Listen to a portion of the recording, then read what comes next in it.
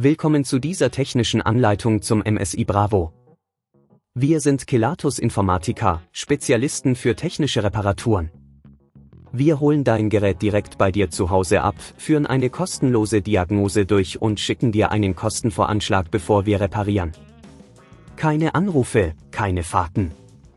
Wir befinden uns in der Calle Joaquín María López 26, Madrid. Bequem, transparent und professionell. Link in der Beschreibung. Der Lüfter meines MSI Bravo macht komische Geräusche. Oftmals sind dies Anzeichen für Staubansammlungen oder beschädigte Lager.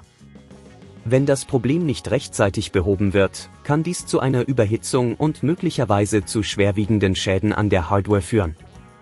Um diese Reparatur durchzuführen, benötigst du einen Kreuzschlitzschraubendreher, eine Pinzette, etwas Isopropanol zur Reinigung und eventuell neue Lüfter, falls die alten defekt sind. Zuerst solltest du das Gerät sicher öffnen. Schalte deinen MSI Bravo aus und entferne das Netzkabel.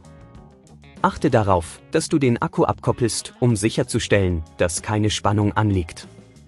Drehe die Schrauben auf der Unterseite des Laptops vorsichtig heraus und hebe das Gehäuse an, um Zugang zu den inneren Komponenten zu erhalten. Jetzt lokalisierst du den Lüfter, der die komischen Geräusche macht. Überprüfe die Verbindung und achte darauf, ob sich Staub angesammelt hat oder ob die Lüfterblätter blockiert sind. Wenn du den Lüfter entfernt hast, reinige ihn vorsichtig mit Isopropanol und einem Pinsel. Wenn der Lüfter defekt ist, baue den neuen Lüfter ein. Achte darauf, dass du die richtigen Schrauben verwendest und ziehe sie mit der richtigen Kraft an, um eine Beschädigung zu vermeiden. Stelle sicher, dass alle Kabel gut verbunden sind und keine losen Teile im Gehäuse sind.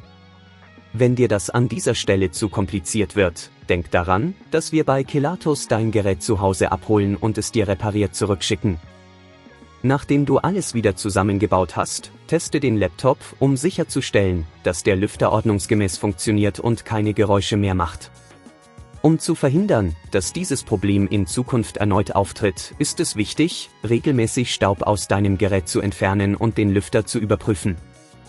Achte darauf, dass du deinen Laptop in einer sauberen Umgebung verwendest, um Staubansammlungen zu minimieren. Wenn du kein Risiko eingehen willst, bei Kelatos holen wir dein Gerät ab, reparieren es und liefern es dir nach Hause, deutschlandweit. Link in der Beschreibung.